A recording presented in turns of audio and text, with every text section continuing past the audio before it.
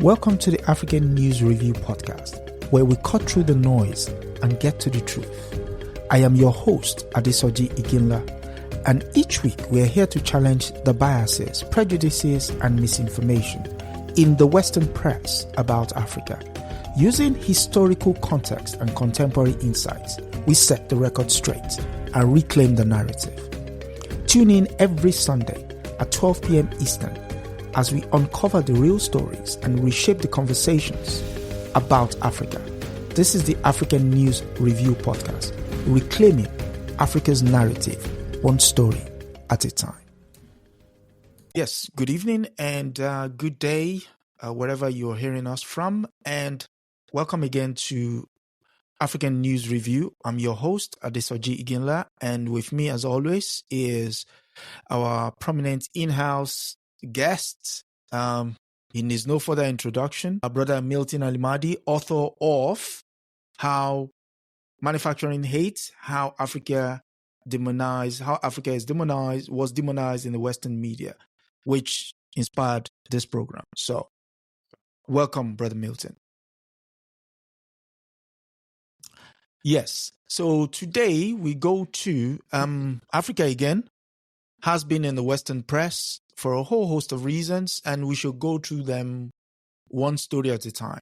The first story comes from the southern East African country of Mozambique, and the story reads, and it comes from the New York Times, the Grey Lady as she's called.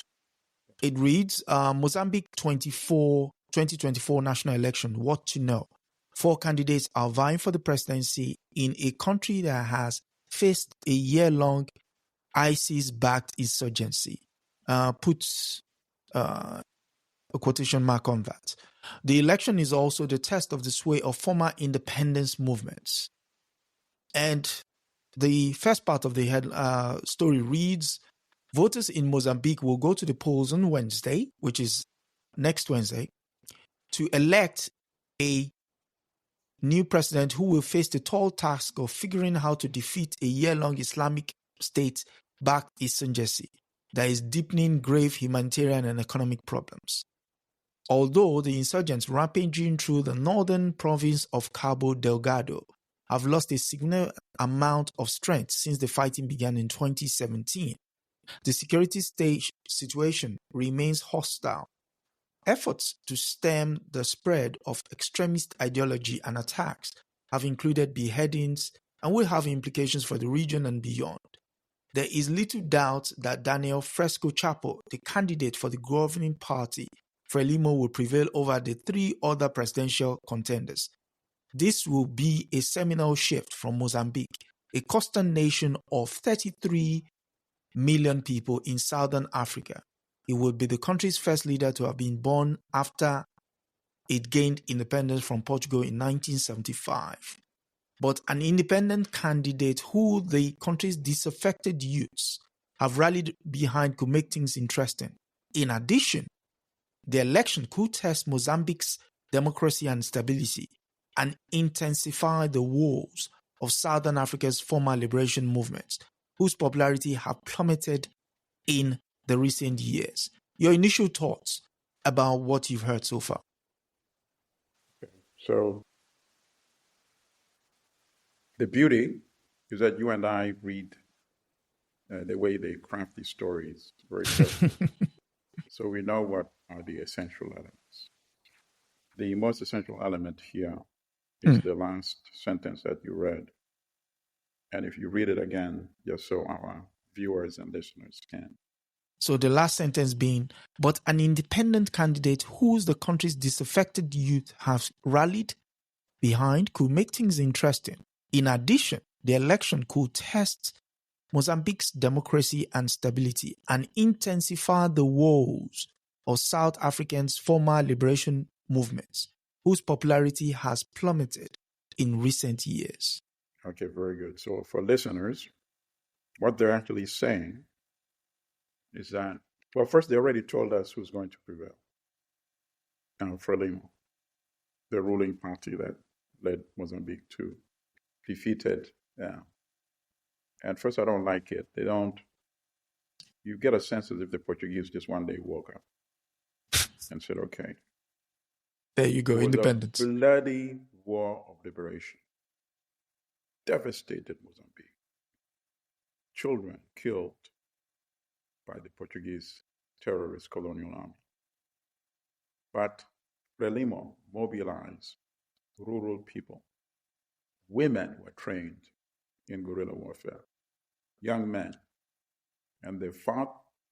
Not only did their victory in Mozambique and then, of course, in Angola as well, all that contributed to the liberation of Portugal itself. Exactly. But you won't, so obviously, it's the vision, it's the perspective, it's the passion for a certain type of history that is all brought together when somebody writes a story like this. And all of that, of course, what I just said is missing for this writer. So for him, it was not heroic. That's in the past already, right? Yes. So we know who's going to win. He's already told us, Frelimo.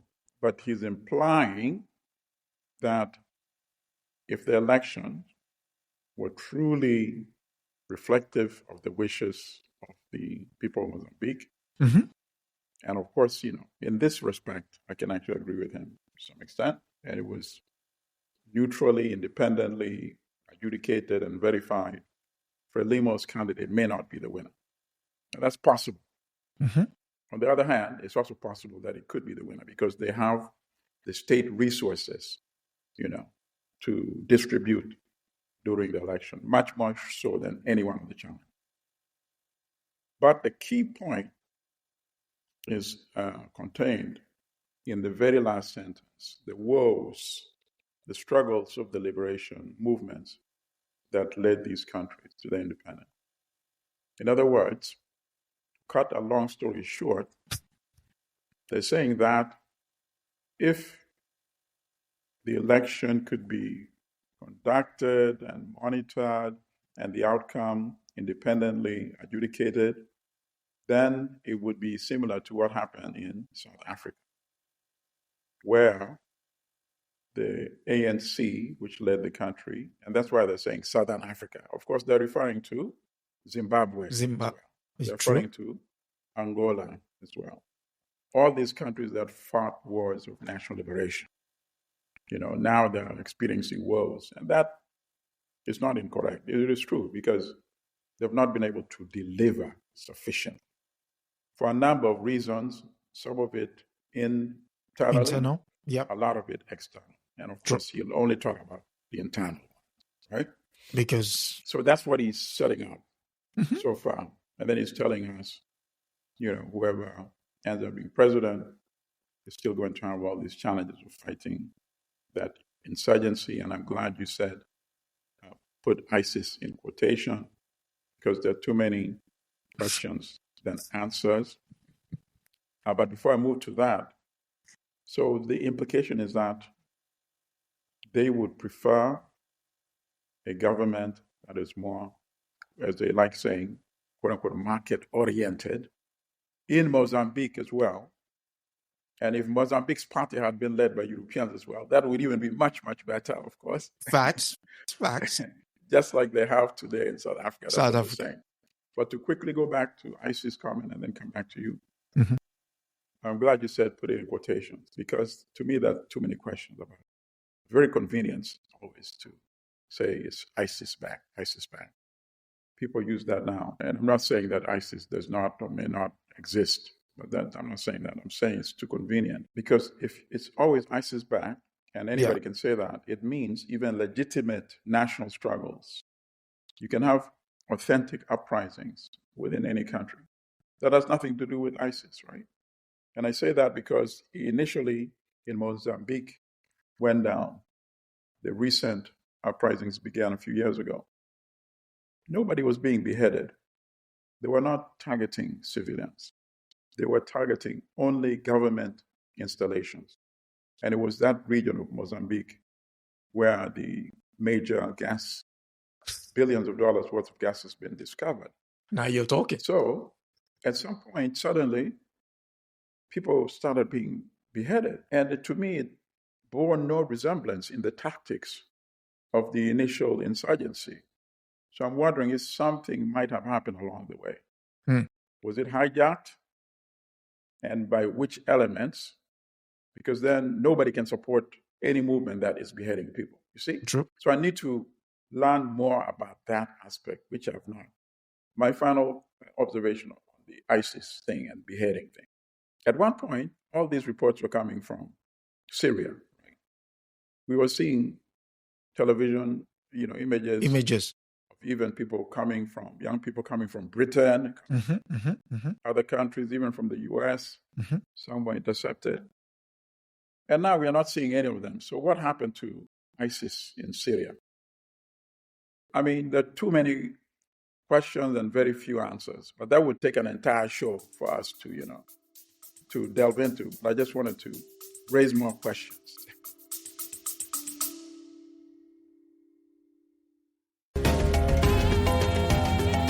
Just taking a quick break here on the African News Review podcast, but don't go anywhere.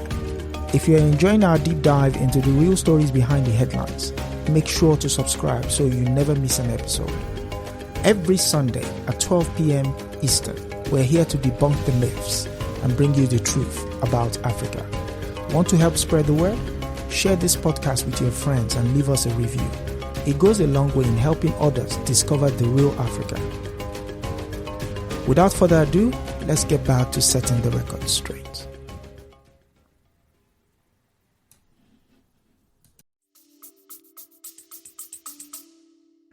Okay, let me try and provide context for a certain part of the story. When I said in inverted commas, the area you're referring to is Cabo Delgado.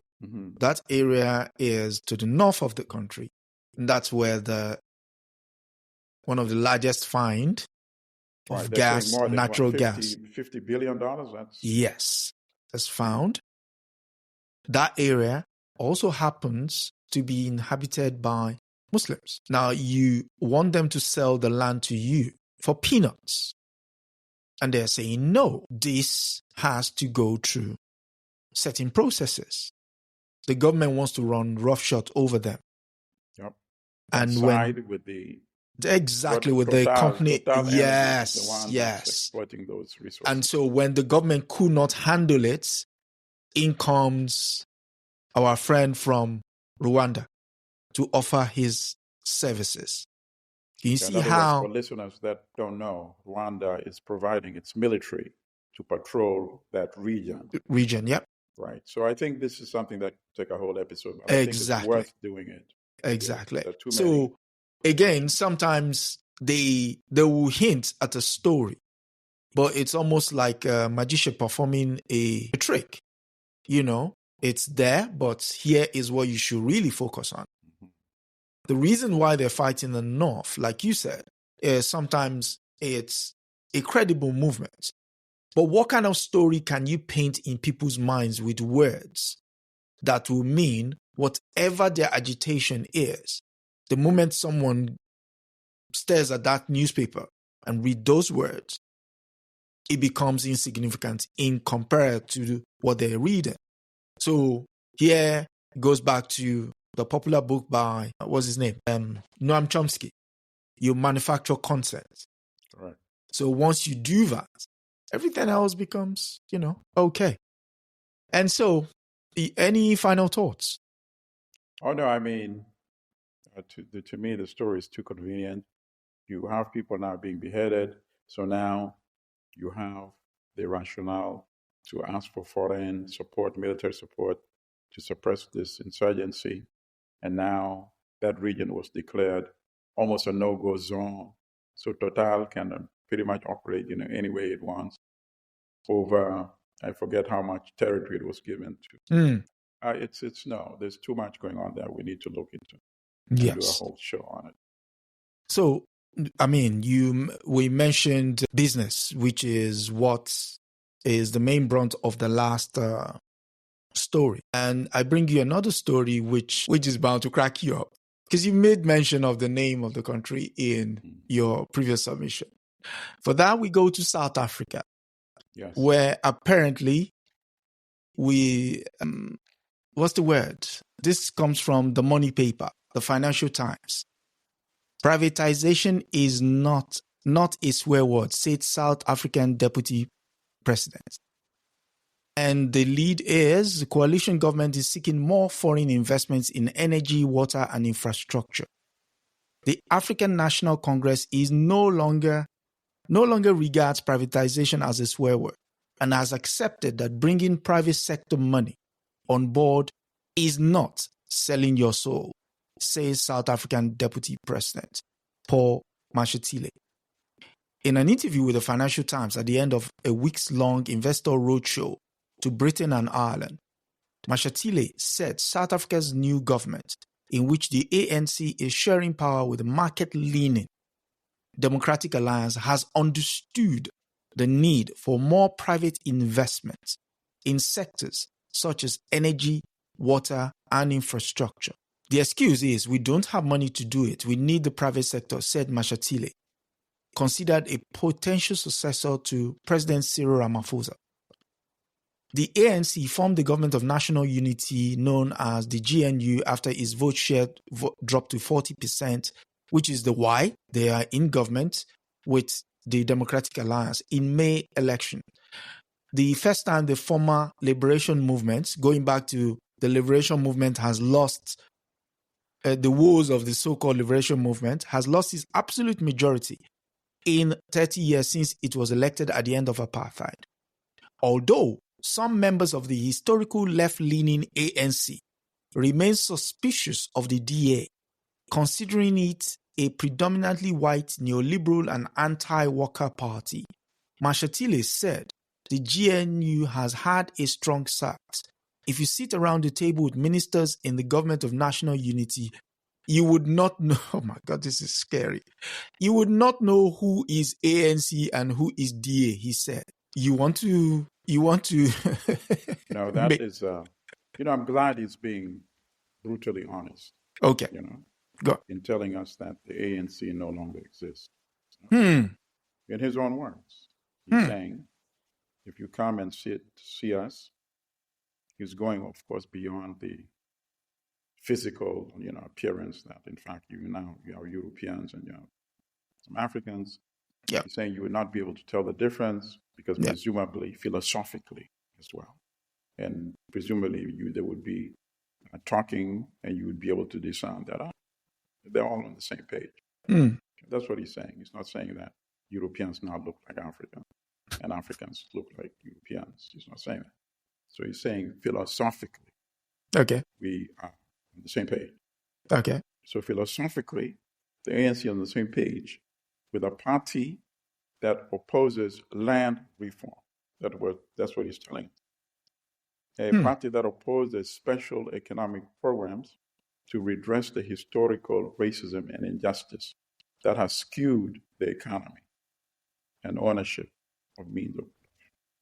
That's what he's telling us. Proudly. In his own words. That's just remarkable. Of course, the issue of privatization. Yes. The United States, here in the U.S., for example, Amtrak, many people maybe tend to forget. They just buy their tickets and they travel from one part of the country all the way. You can travel from New York all the way across thousands of miles, all the way to California on Amtrak. The train service, right? From New York all the way to the West Coast. part of Florida, right? To the, okay. All South. the way to New Mexico, to Texas, you name it. Amtrak. Guess what? The majority owner of Amtrak is the United States government. Okay? Okay. So all these countries that go around the world preaching to us, divest, let private handle everything. It's nonsense. They themselves don't do it. In Britain, how many of the large institutions, the government have a stake in it? They are largely governmental. Right. And sometimes when they push it out to the privates, they find out they can't run it and eventually comes back into public ownership. Absolutely. Yet you are preaching the opposite to people in Africa, And now you're using collaborators like this new version of the ANC to say, oh, all is wrong. Oh, all is wrong. I know we are not disputing the fact that a lot of these institutions, because now they are lacking resources, they've not been properly functioning. Nobody wants to live in a society where you have power outages constantly, all the time. But my own question is, to what extent is the private sector going to have an ownership stake? Will the government remain the majority owner so that it can have the final say? As I've just elaborated, that in most of these industrial countries, the government still has the final say. There are some industries here in the United States that China is not allowed to invest in. Yep. Right? Yep. Private companies. There are private companies that China is not allowed to invest in this country. There are sectors of the U.S. industry that China cannot participate in. So when they talk about market, it's nonsense. It's market to the extent that we, government, will allow it to happen. So why is it supposed to be any different in South Africa? If you want it to be market as well, let it be market to the extent that government will allow it to happen. But in South Africa, you're getting this blanket statement that the Democratic Alliance is, quote unquote, market leaning. That's just a code word that the Democratic Alliance is a party controlled by European South Africans. They can't say that. They can't say it's European South African control. They can't say it's controlled, by the white thing, because right now they're trying to blur the lines. No, yeah, absolutely. They want to blur the lines and make it appear as if the issue here, it's framing. That's what it's called, right? In journalism and communication. Just framing the narrative, the box in which the conversation should be had and considered. So the way they frame it, it is pro-market versus left, formerly left-leaning, who may be now becoming more sympathetic. Champagne drinking socialist. Exactly, right. And two other points on that. So left-leaning becomes now a slur against a party whose mission was to redress the historical wrongs of apartheid. And of course, the biggest, most glaring one is the fact that 8% population, which is the European South African population, controls 72% of land, which, by the way, is where the financing for a lot of these infrastructure projects should be coming. True. So the 8% is holding a substantial part of the national assets hostage, correct? Yep. And that is why you are now forced to run to outside, quote-unquote, investors. And they come with their conditions. And of course, a publication like this one, is this Financial Times? Yeah, this is Financial Times. Of course, they would celebrate that, because for them, when the outside world dominates the economies of African countries, just as they used to and still do during colonialism, right? That is the ideal situation for a publication like that. So one final thought from you. So in this case now, what would you say the overall interest of Financial Times is in framing this narrative for its audience? I mean, they're not speaking to us. They're speaking to the money man. Audience. Yeah. The audience globally. It's not only South Africa. It's the audience in Britain as well, in the United States. That it's okay now to take money there. The market is the most efficient regulator and decider of how assets should be deployed, right? Yep. And it's not a bad thing that in Britain, in the United States, South Africa, a small proportion of the population controls so much wealth. You see? Yeah. And first of all, I have no respect for the government led by a person in the form of President Cyril Ramaphosa. Oh. A billionaire in an African country. Just think about that. Not a billionaire in South African rands, billionaire in US dollars.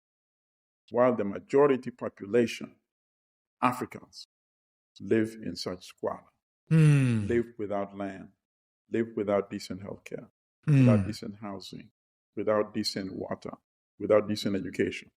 How can I take you seriously? I just can't. And I hope more and more people don't take him seriously. Wow. That is wild. A billionaire. Billionaire. I encourage people to do the research and look it up. Remember, there was that incident a few years ago where it was discovered that he had hidden $4 million in the sofa in his farmhouse. You know, a president in an African country having $4 million in cash in a sofa. You know, I doubt even that many of the leaders of the industrialized and developed economies have access to that kind of cash, liquid money. My God. Yeah, so we have so many contradictions. But always, you know, look at the people who are in government, look at, you know, in this case, you don't even have to look very deeply. Just listen to what they're saying. As we went through the Financial Times article, you know. Yeah, I mean, it's They're scary. saying you're on your own. Exactly. That's it. You're on your own. Effectively, yes, you fought to get us here. But from now on, everyone take care of themselves. Yep. That's unacceptable. Yep. That's unacceptable. And sooner or later, we will have another Steve Biko in South Africa. South Africa. Somebody who really cares for his fellow South Africans, ordinary South Africans, and who is conscious, brilliant, and he will do it. Steve Biko was produced by the suffering of South Africa. So another Steve Biko will be produced by the suffering. Even for that matter, Mandela himself was produced by the suffering of South Africa. Sobukwe was produced by the suffering of South Africa. Winnie Mandela, the same thing. All of them produced by that historical suffering.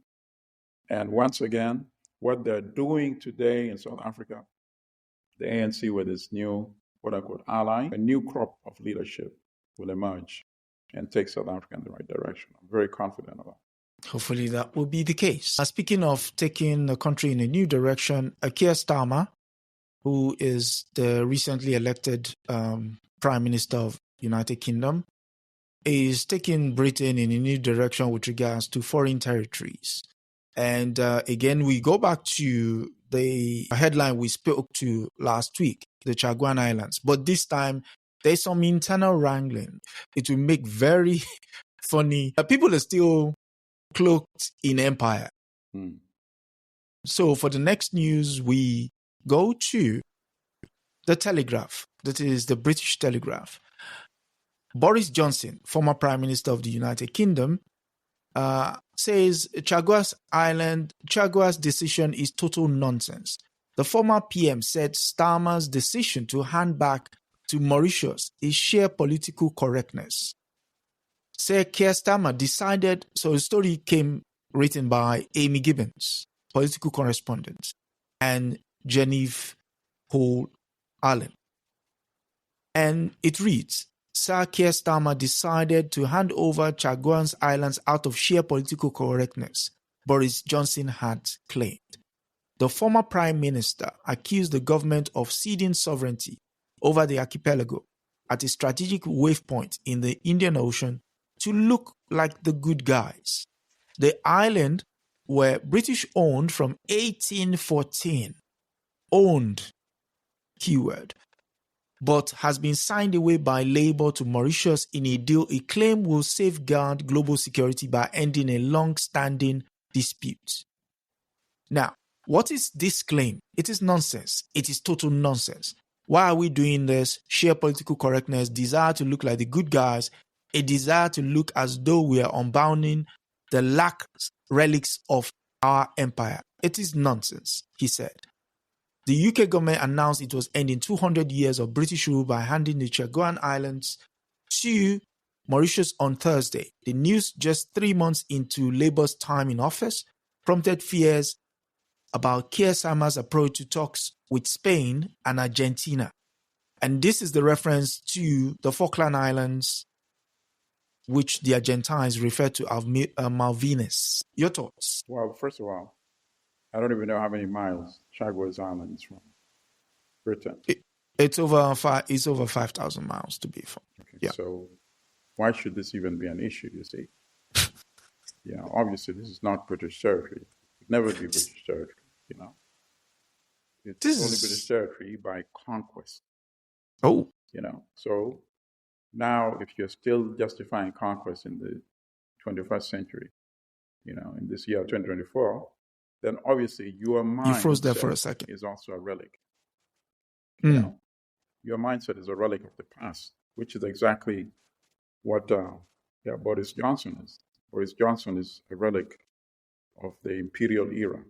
Mm. He does not belong with us in the 21st century. What Labour is trying to do is to resolve all these contradictions and all these hypocrisies. We cannot have a global apartheid system where some people, just by virtue of race, are meant to dominate and control other people. That is what Johnson is trying to still justify. Let's go back to the good old days. In any case, he's a certified racist by his own past statements. Yes. So, he cannot be taken seriously. He's just confirming and reaffirming his racist notions. That's what he's doing. But and I think his party has sort of paid the price. For not getting together, with where society wants to be today, and he's not being interviewed by a serious person. Otherwise, he would have to address the issue. Wait, didn't that contribute to your party's performance in the most recent election? That would be the only words I can share, really. Yes. Of course, Britain wants to get into the 21st century. Yeah. And we should support that. And he neglects to mention the fact that the negotiation leading up to the transfer of the islands started during the Conservative government. Interesting. So he's just using it for political capital. Exactly. Try to crawl his way back to the leadership of the party. And, so sometimes it just makes interesting read as to when you see them speak. And it's almost like they're bereft of the kind of reality that people live in. And they just, you go on TV, you sit down and someone takes all these statements away from you. You read it in the newspaper the next day and you're not even disturbed, So, yeah. Any final thoughts?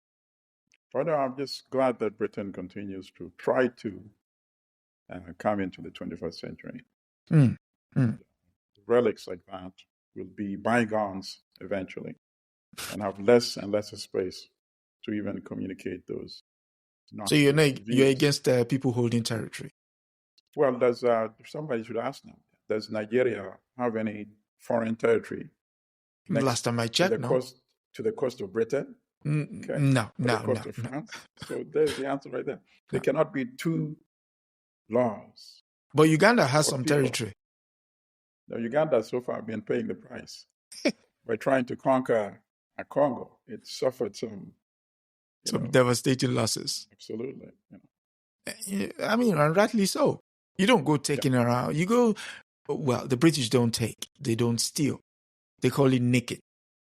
We just nicked it. Yeah, I think, along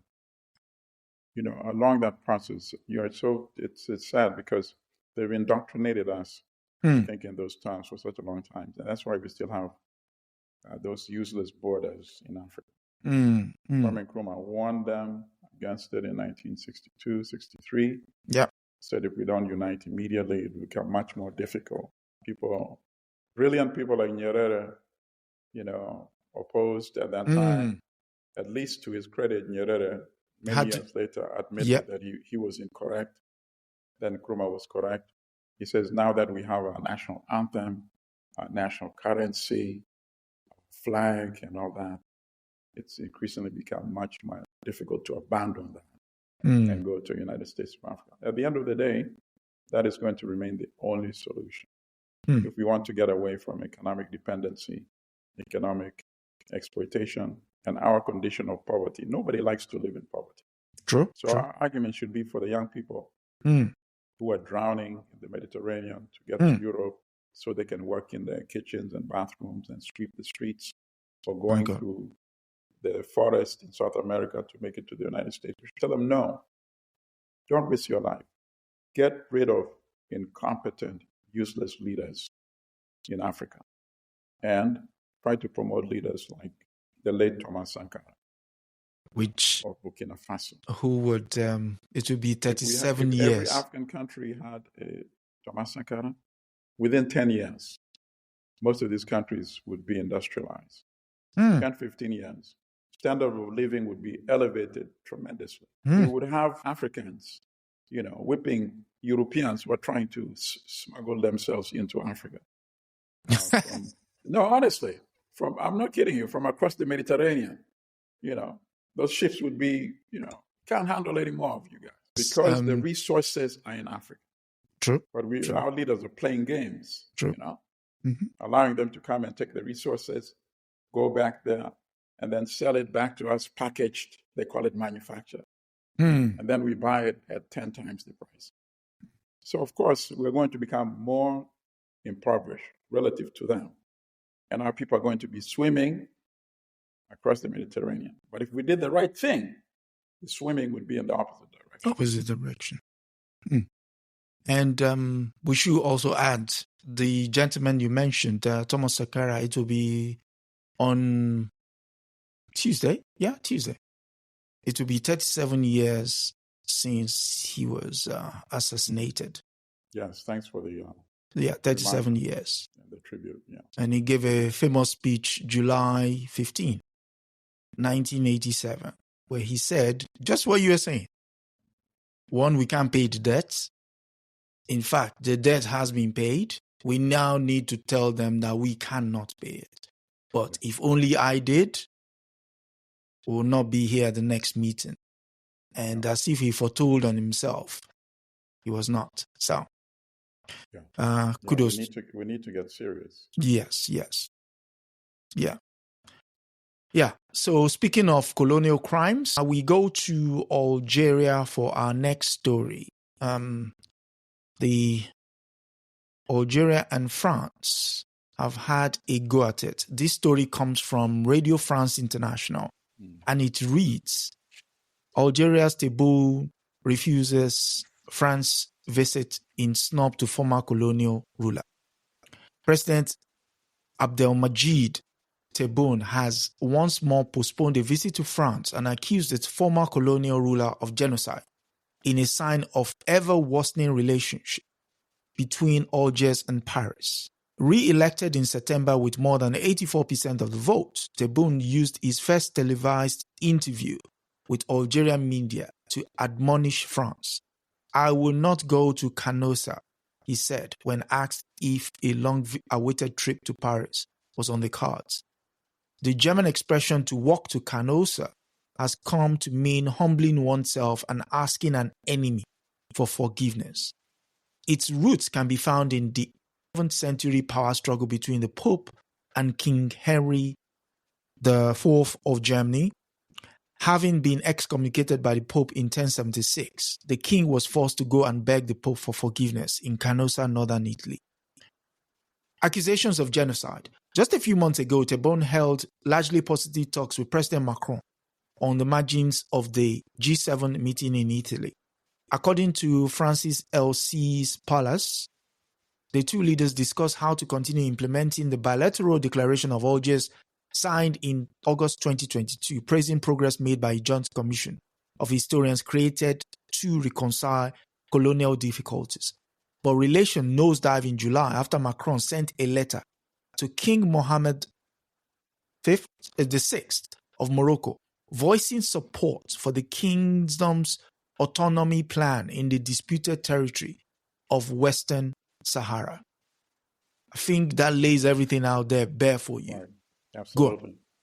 I stand with Algeria 100%. Mm. this respect, beginning Yes. with the issue of the Sahrawi Democratic Republic, Thank you.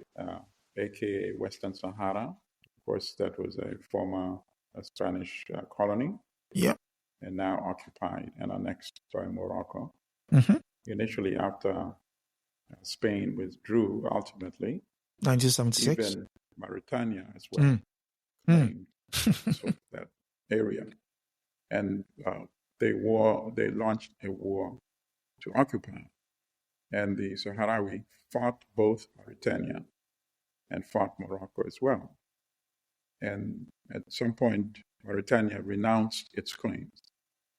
Morocco did not renounce its claims. In fact, it went further and implemented its colonial agenda Mm-hmm. in what it calls, Western Sahara. And even though a United Nations referendum, supervised referendum, was supposed to occur, Morocco has stalled that for decades now. Yep. And in the meantime, it has introduced a new population by providing financing and housing for people to come from Morocco proper and to settle into, it's not a disputed territory. It doesn't belong to them. So it's not really disputed. It's occupied.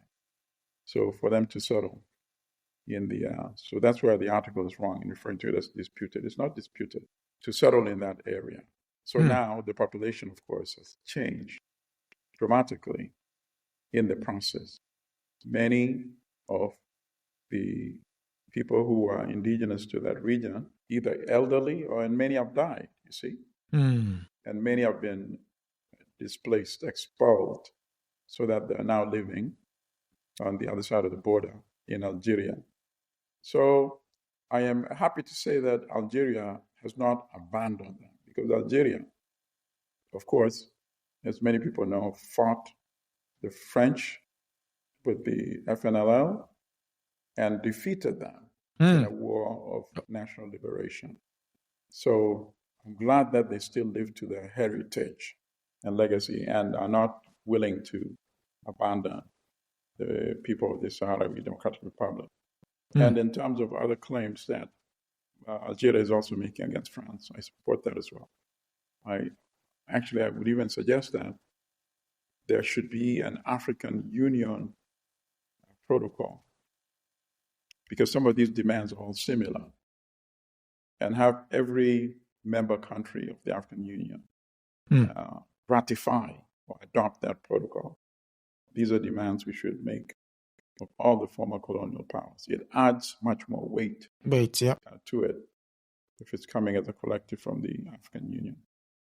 I think there was a stance taken in 1982, and I think it was actually good. It was actually raised by Thomas Sankara, and it was seconded by, who was it? There was another leader who seconded, and it passed on the floor of the Organization of African Unity at the time.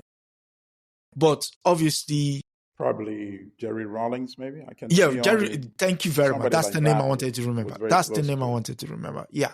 So it was Jerry Rawlings. So it was seconded by Jerry Rawlings, and because it was a French-speaking guy and an English-speaking guy, it's got the very thing that Morocco did not want. They wanted it to seem as if it had been raised by Rawlings and then supported by Sankara, it would have been, the English started something and the French lackeys are following through. But because Sankara was the one who started it and it was backed by it, then it means you really don't have a stance. But the pushback was, it's a settled issue, and the United Nations was looking into it. So we're here where we are. And with regards to Algeria has a long-standing gripe, like you said, about the War of Independence. And for people who want to read more, you could read one of the best written version of that war in Alistair Horn's Algeria War of, you can see, yeah. So it's the Algeria, a Savage War of Peace, 1954 to 1962. And it chronicles everything, So it's a pretty grimy read. So it recounts everything in there. And so the mere fact that someone is standing 10 toes down to say, listen, we would not be rubbish. I think I know what France's motivation is for trying to re-engage with Algeria. And bear me, Well, I know that Algeria has a lot of gas. That's it. Gas. That is it. That is it. That is it. Algeria is literally, next door, Yep. And now that Niger is giving it a lot of problems, it needs alternative sources of energy for sure. Yes. There you go. So sometimes the story writes itself if you know what to look for. But because it's been written by Radio France International, they're going to frame it using the France's, it's just a tiff between former, right? They're making unreasonable demands, wanting us to go back. Yes. For all the alleged crimes of colonialism. That's a bit unrealistic. But no, you need the energy because now you've been ousted from Niger. So, and it's a long journey to get to Gabon.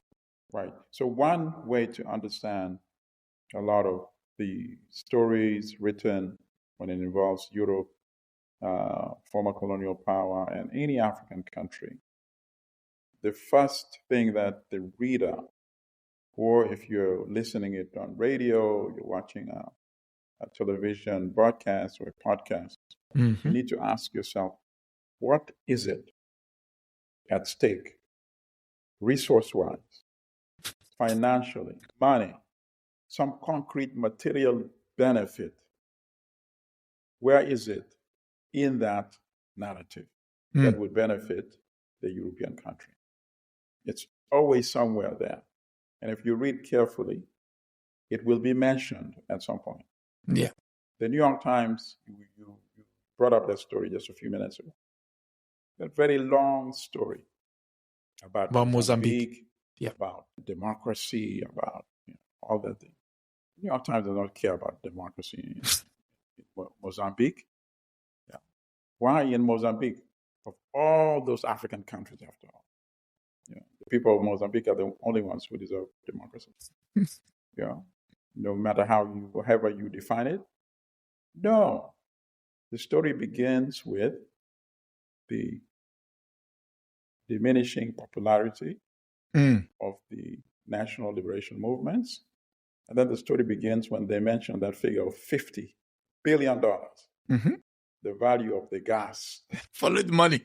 Right. So rather than saying it from the very beginning, you have to piece it together. And I hope our audience are becoming better in piecing it together. The more they engage in conversation with us on a weekly basis. Yeah. Speaking of engaging with us, if you like what you hear, please do share, like, and subscribe. This is your first time here, do subscribe and pass the message on. We aim to do this every Sunday at 12 noon Eastern Standard Time. And for those, every other part of the world, if you just correlate, just put 12 Eastern Standard Time, what it means to your neck of the woods, and Google World to give you an idea of when we go live. And again, hit the notification bell so that when we do go live, you get informed. Yes, for our final story, we take a walk back in history, but it's history to come back forward. And it comes from Zimbabwe. And it's from the Times. This is a British newspaper, and its headline, "For better or worse, the Commonwealth and Zimbabwe's fate aligned." I laughed through reading this entire piece. And for some reason, it's like this person sat down in a room, lit up a cigar, was sat around leather-bound books on a couch chair and was writing away. And it starts like this. The club of 2.5 billion citizens is at a crossroad. Should it readmit a country that has rigged election and persecuted opponents? That's the Queen, the late Queen. Elizabeth II recorded her 21st birthday address to the empire in what is now Zimbabwe. Yeah. So you could see people would refer to this as Victoria Falls, but as an African, it should be called by its name, which is the local name is Moasi Intunya, the smoke that thunders. Yeah, named after someone who never visited the place. It was a defining broadcast of the late Queen Elizabeth's 70-year reign that entwined the destinies of our cherished Commonwealth and what is now Zimbabwe. Addressing the empire on her 21st birthday in 1947, Princess Elizabeth promised that her whole life, whether it be long or short, would be devoted to serving the people of the Commonwealth. The solemn pledge was recorded in the garden at the Victoria Fall Hotel in what was then Colonial Southern Rhodesia. The scene remained unchanged. Paintings of imperial figures and battle scenes hang on the panelled walls. Guests in safari garb take tea on the Stanley Terrace, shaded by the same mahogany tree that has dappled the princess' script. You would not tell from the color of the hotel lawn today that the worst drought in Zimbabwe is pushing millions of Zimbabweans towards starvation. Through the mist rising from rousing falls, the view from the terrace is the National Park treetop and a distant steel bridge arcing over the Zambezi River. Completed in 1905, it was part of the master plan of the British Empire builder, Cecil Rhodes, for a railway linking Cape Town to Zimbabwe. Shall I stop or shall I continue? Well, it really would make no difference, really, because it will still be the same propaganda nonsense, I wonder who their audience really is, though, And sadly, there are some of our own African people who would read this and be duped and not know how to analyze this rubbish, really, that, goes on and on and on, and printed in a Eurocentric news media outlet, right? Yep. Because first of all, there's no such thing as Commonwealth. Commonwealth is a propaganda framing to maintain, and of course Boris Johnson would really enjoy and love this, the semblance of empire. Yeah. And in fact, there was no empire at all.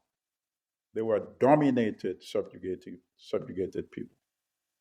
But there was never an empire, because if there ever was an empire, then the standard of living of people in those former empires should be comparable True. to the standard of living of people who are living in metropolitan Britain today. It's nowhere close. So that never happened during direct colonial rule, because the whole colonial agenda was exploitation. You see?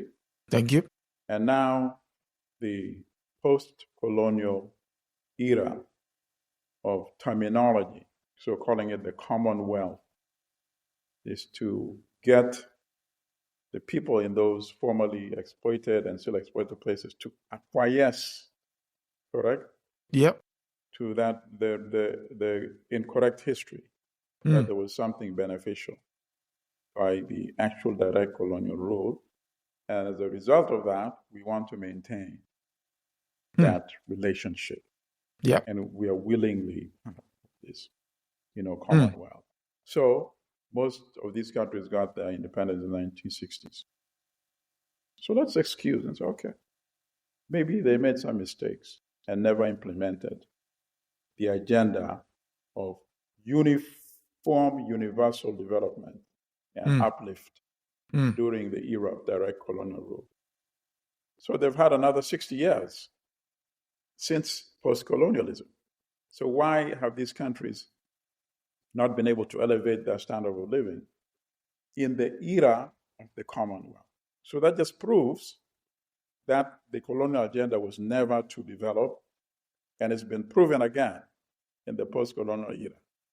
that it was never the case, and it's still never the case, you see? Absolutely. Think about it.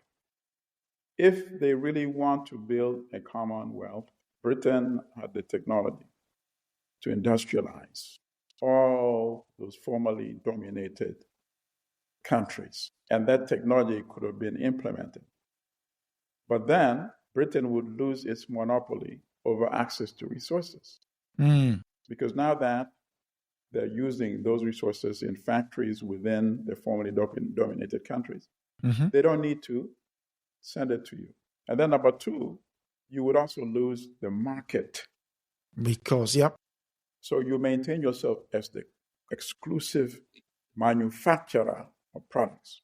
And keep everybody else dependent on buying the manufacturers from you. But now if everybody else can manufacture, you have to compete with them to see who is manufacturing the best products. But of course, Britain did not want competition. In fact, Britain went to India and destroyed Indian textiles industry and physically took the spinning mills and other equipment back to Britain. To Britain, yeah. And then made it illegal for people to buy textiles from anywhere apart from Britain, right? So you're telling me this is the same country that is going to create the Commonwealth? Now, it's complete rubbish, you know.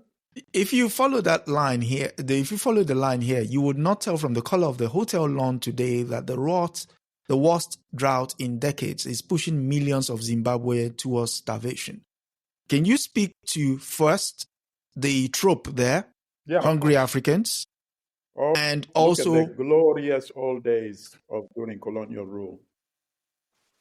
They were never starving in those days, as if somehow, because now the leadership is African, that itself invited a drought. I hope readers were able to detect that. As if Europeans were still ruling the country, there would be no drought. So why Zimbabwe? Why Zimbabwe? Why is it important for people to understand the framing of Zimbabwe in this way? Because Zimbabwe is still part of the British jewel, the crown. And it is the land where Africans took the land back from Europe. They did what? They did what? I repeat for listeners who may have been They did what? What did they do? They repossessed the land and gave it to the descendants of the Africans from whom their parents, the land was stolen. Correct? So that is why Zimbabwe was punished and kicked out of the Commonwealth. Right? It's hypocrisy. Talk about election rigging, talk about human rights abuse.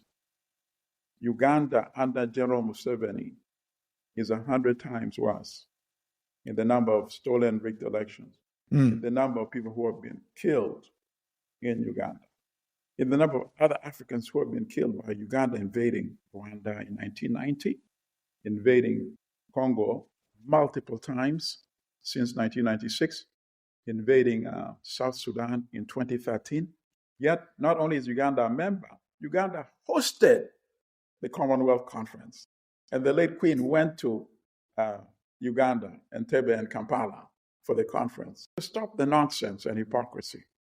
That is not why Zimbabwe was expelled.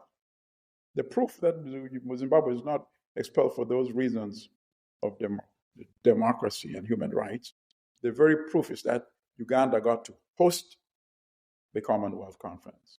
And that Uganda is still a member today, as we speak today on this show. So stop the nonsense and propaganda. Wow. I mean, if you didn't know that, then you would be minded to have feed. this show to dispel all the propaganda and to inform our people with facts, in fact.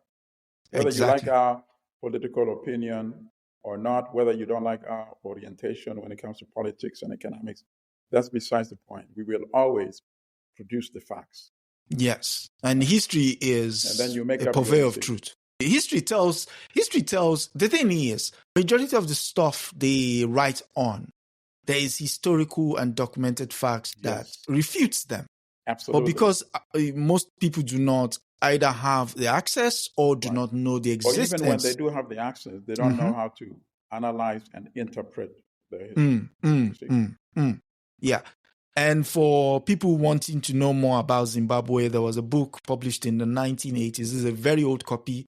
You had to reach out to someone in Zimbabwe to get it. It's titled The Struggle for Zimbabwe, and by Tony Martin. Was published, and look who wrote the foreword. Very interesting. Actually, Tony Martin also wrote a very interesting book on Idi Amin. So I appreciate that. Yes, he did. I don't have that book, but I'm going to get that book. Yes. So the struggle for Zimbabwe is, old newsprint. When I got it, the guy said, if you know what to do to get through, and I did. Whatever you did is well worth it because... Excellent. So yeah. Let me give you your what's your final thoughts on this story in particular? What's your final thoughts? Well, I don't have, to be honest, I don't have much more thoughts on it. I think it's a colossal failure on these countries, and it's a level of greed which I personally find mind-boggling, but at the same time, not too mind-boggling. Okay. That we are supposed to be acceptant of historical exploitation and continued exploitation in our contemporary era, because we are confused with the platitudes and words they use, words such as United Nations, for example, Commonwealth, France-Afrique, all these platitudes, which are actually concealing historical exploitation and suffering and contemporary exploitation and suffering.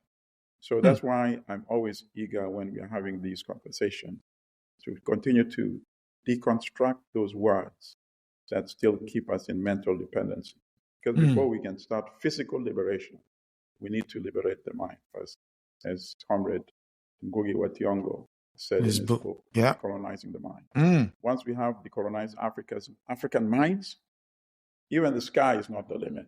And I'm very confident that with this new technology platform, we can reorientate the thinking of the next, the young generation.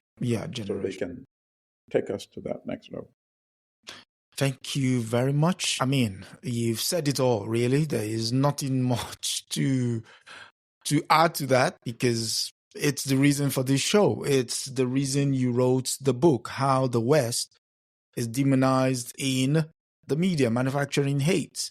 Because you use the power of words to manufacture hate, and so that once you've manufactured consent, you can get to do anything, and that's it. Capture the mind, you're done. That's the strongest tool in your armor. Anyway, I have to extend my gratitude again for you coming through, and gratitude to our listeners for also sitting and sharing this hour or so with us. Again, do come back next week where we hope to bring you more stories in the Western media. And from Brother Milton, Victory Aseta, and from me, Odigbakono, and good night. That's a wrap for this week on the African News Review podcast. We hope you are leaving with a clearer, more truthful picture of Africa. Remember, every story has another side, and we're here to uncover it. Don't forget to join us next Sunday at 12 p.m. Eastern as we continue to challenge the narratives and reclaim Africa's voice. If you've enjoyed the show, be sure to subscribe, share, and leave us a review. Until next time, keep questioning, keep learning, and keep seeing Africa for what it truly is.